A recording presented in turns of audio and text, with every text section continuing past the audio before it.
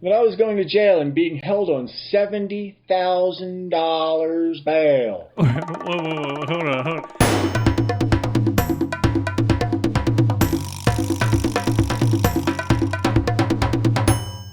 Welcome back, everyone. Big day. If all my LHS listeners are still hanging out, I want to give you a big hug. Big ol' hug. Big hug from Jim. I thought you were going to say Papa. Let's just get into the finale Yep. of this interview. It's always, the fireworks are always the best at the finale. The finale of Micha Angela, the high school quarterback to Trans Pornstar. That sounds crazy to say. That should be a Netflix. It should be. I want my bong hit. I want my bong hit. A bong hit. A bong hit, hit, hit. A bong hit, hit, hit. A bong hit, hit, hit. A bong, bong, a bong, bong, a bong, bong, bong. Bong hit. I got my bong, bong, bong. Bong, bong. I got my bong, bong, bong. Bong hit. I got my bong, bong, bong. Bong hit. I got my bong. I got my bong. I got my bong, bong hit. I got my bong. Is there anything you missed from Maryland? Crabs, scrapple. Actually, had both of them delivered a few times out here to California. Jimmy's Famous Seafood over in Dundalk. Yeah. I was politically targeted 2.5 years ago by the very sheriff department of the county here in Tahoe.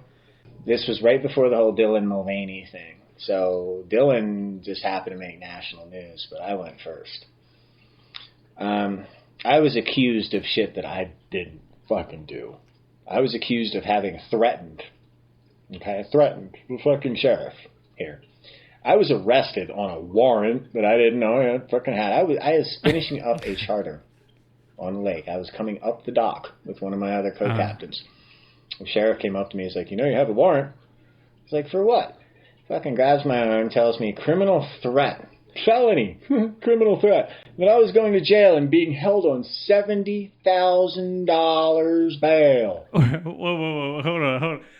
What was the charge? Felony what? Criminal threat. Because it was the sheriff? I didn't threaten them, but that's what it was. Right after the Uvalde shooting in Texas. Okay. I had been. There's a long story to this to justify why I said what I said.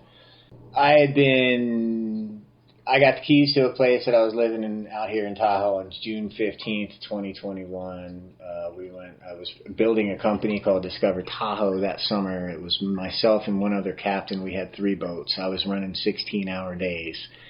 I didn't get to move in. I was sleeping on a mattress on my floor, getting up, running boats all day, coming home, going to sleep, doing it all over again the next day. I didn't move in until December because at the end of August we had a huge wildfire come up over the Sierra Ridge, a thing called Caldor, and it evacuated us. So I had to say goodbye to all my shit, to the house that I was renting and to what I couldn't put in my trailer, and go. And then it didn't get burned. It missed my house by like a mile. So upon repopulation, which was at the end of September, I spent all of October and all of November creating a defensible space around that property. I climbed every tree. I cut every dead branch. I raked. It was 2/3 of an acre. I raked all of it, and it was 8 layers of pine needle detritus. 8 layers. So that tells me somebody hadn't raked it for 8 years. Yeah. And I put it all in bags, and I got the whole property ready. And then it snowed. And that's when I started to move in. It was right before Christmas. So that's when I started hanging my art. I bought my bed in March. June 3rd, I get a notice from the fucking realtor. We're not going to extend your lease. This was supposed to be a long-term fucking thing. I'm still hanging art, man. I was pissed because it was right at the beginning of the boating season. So there I was another summer having to move, you know. So I was furious. Did they give you a justification of why? I sent some inflammatory text messages to my co-signer who's in D.C. He's a retired federal accountant dude. And I did. I said some inflammatory shit. But I didn't fucking threaten anybody. I did mention Ruby Ridge. I speak in metaphors all the fucking time. I was filling out a Department of the Housing Department complaint. And I put it in my damn briefcase inside of a fucking priority envelope mail envelope thing. And when I put it in my briefcase, my explosives are planted. Yeah. Well, that shit got to the sheriff here. And they came to my house. They took me down at the fucking marina. Threw me in jail for $70,000 bail. They weren't expecting me to post bail. Well, I did. Mm-hmm. So 6 hours later, I'm walking down the street saying, what the fuck just happened here? I got to go to work in the morning. Get back to my truck. Next week, I'm at work. A couple days later, I don't know. The sheriff approaches me again. Now, I just look at him. He's like, I'm not going to arrest you, but I have to detain you. Like, for what? What? I hear his radio come up. Okay, we're inside the residence. They flipped my fucking house. They fucking let my cat out. They dug holes in my backyard. Okay? The fucking police report thing said to look for firearms making materials, explosive making materials, satanic fucking literature, militia propaganda, okay? Of which both satanic and militia propaganda was in clear fucking view on my bookshelf, okay? They spent more time in my underwear drawer, going through my sex toy bag, going through my studio gear, flipping my fucking bed, and fucking, I guess, digging holes in my backyard, than they did reading the fucking titles on my bookshelf. Because they didn't take those fucking books. But they fucking took my computers, they took my hard drives, they took my phones, they took SD cards, they fucking completely ran me out of Tahoe. I had to leave for 2 fucking years.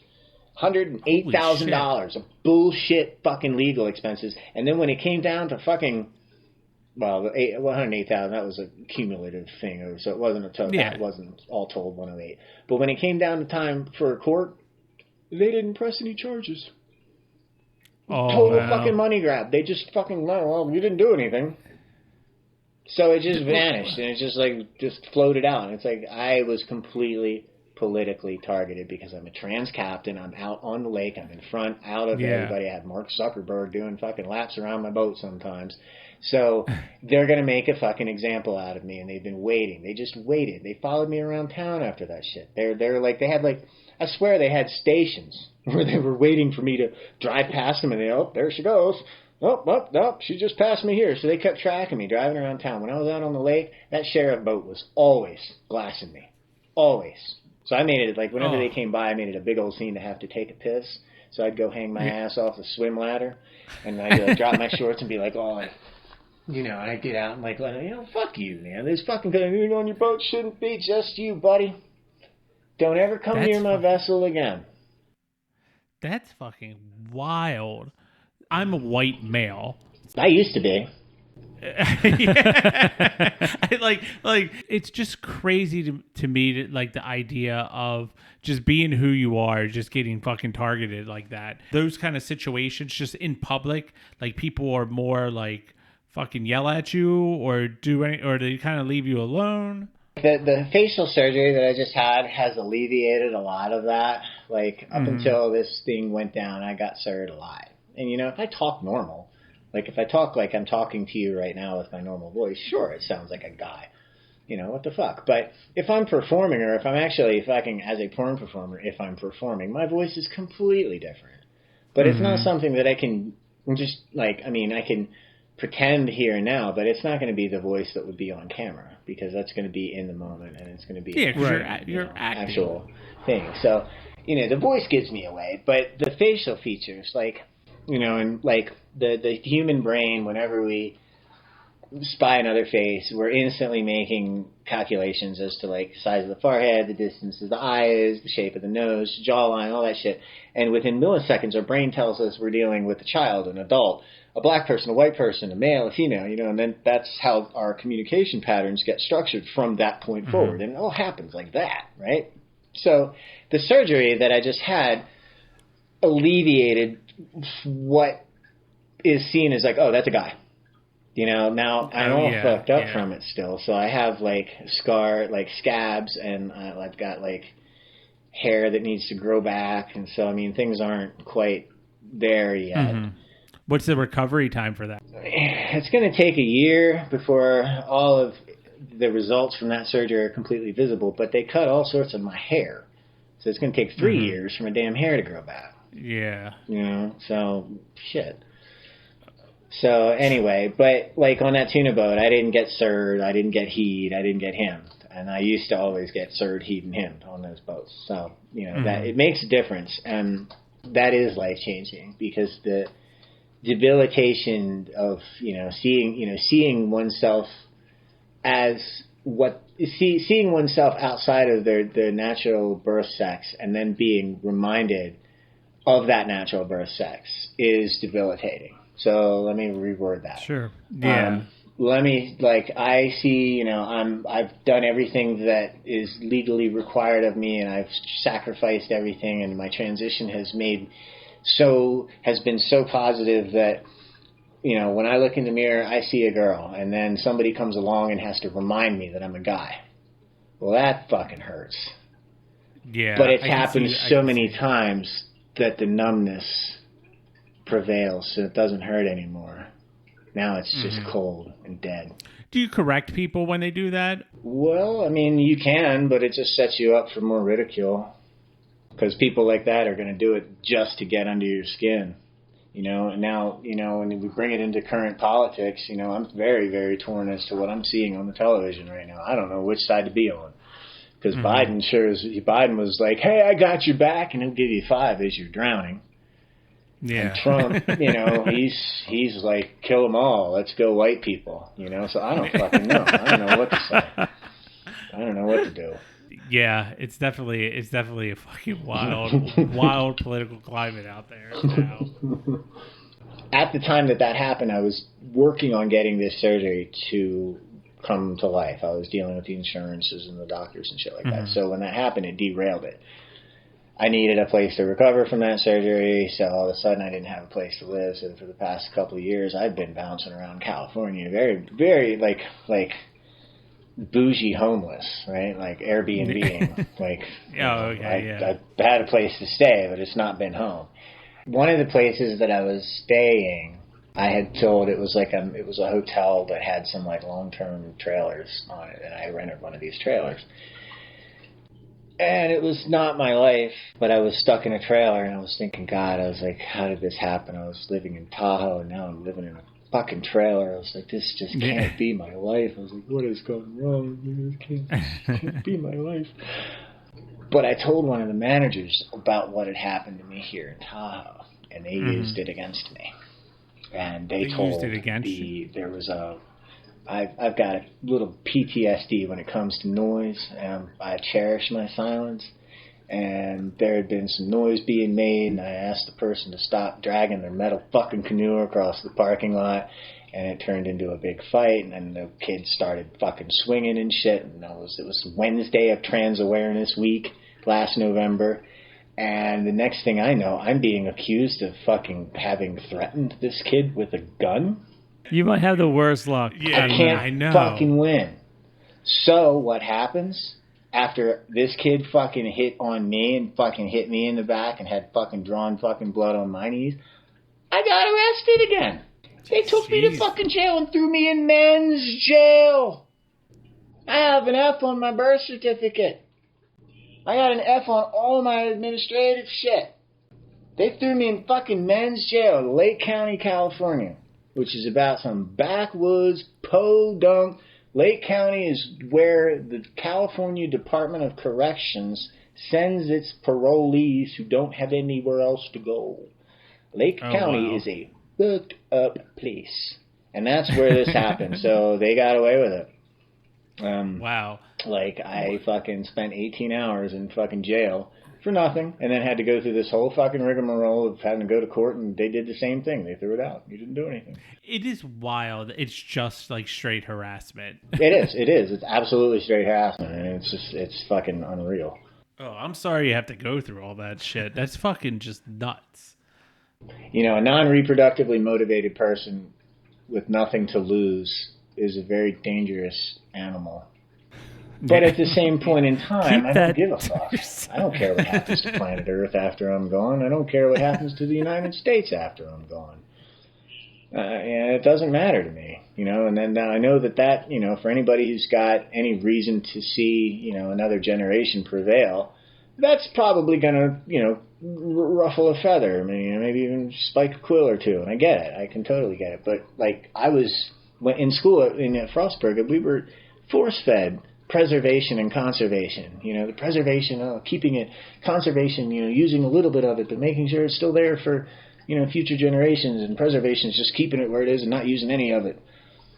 Well, that's great, but it doesn't apply if there's conservation and preservation only applies if the family structure is enforced.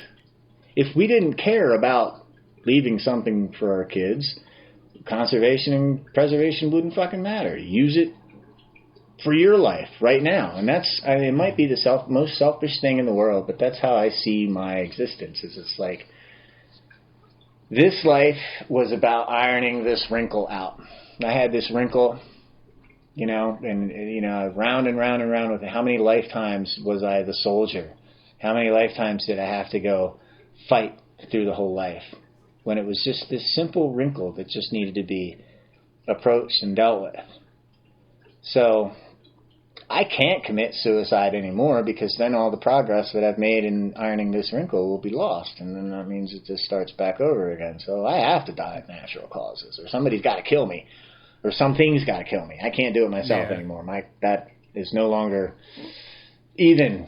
Like, you know, even on a worse day, you can't go there. Well, that's good to hear. Yeah, that's real good to hear. Yeah. You know, so, you know, die young as late as possible, right? Somebody in my family was telling me that I chose this. I didn't choose this. I wouldn't wish this on my worst enemy. This shit sucks. You didn't really, like, start living your life until you were, like, in your 30s. Am I wrong by saying that? I had a fragmented life before then, little slivers of it, but it wasn't whole, you know. There was always that thing there, you know. There was always that thing that, nobody knew about her, and I hope nobody knows about. It's been fun watching the world, like, come to terms with it. And, like, I haven't spoken to I have tried to speak with my mom. My mom has not spoken to me in 10 years. She won't fucking even acknowledge I exist. My dad, on the other hand, we're on great terms. We talk all the time. I feel like I would love you to come back on I'm sure you have just stories about wild shit we haven't even touched on. All right, Micha, we are going to wrap it up. It has been fun. This is it. This was a roller coaster. I'm wiping tears from my face. I'm angry. I'm laughing. Yeah, this has been, first off, like a crazy experience that Micha's had in her entire life. Yes. Absolutely. Thank you so much for doing this. It's been great. So it's the longest episode we've ever recorded. Well, hopefully you can melt it down a little bit. I'm sure you will be back on. We'll do this whenever you want to have me back. Just let me know. Come back to our regular schedule, which is every single Wednesday, where we put out a new episode. Come back and hang out with us. For Inappropriate, I'm Jim. I'm Steve. I'm Micha. Hey, put them away. It's inappropriate. All right. Be safe, everybody. Love you. All right. Bye. Take care. That was awesome, man. Let's go. I wake up to a little bit of drool on my pillow, feel like it's gonna be a bad day. Yeah, I'm tired of shit, and the coffee ain't hit yet, damn, ain't that great. I don't wanna go to work, cause my boss is a jerk, and I'm not even that paid. I need a change in my life, cause I don't feel alive, and there's nothing that makes me happy. Hold my beer for a minute. I'm about to quit my job, cash in for a ticket. I'm going on a trip and I don't plan to visit. I'm gonna stay there till I feel like I'm winning. And this is just the beginning. I need a big change, help me feel like living. I need a big swing, home runs I'm hitting, and I'll never look back, moving on till I get it all. And we all got dreams, we all want things. But what you gonna do for it? How you gonna move for it? What you gonna be? And do you believe you can do anything? But what you gonna do it for? How you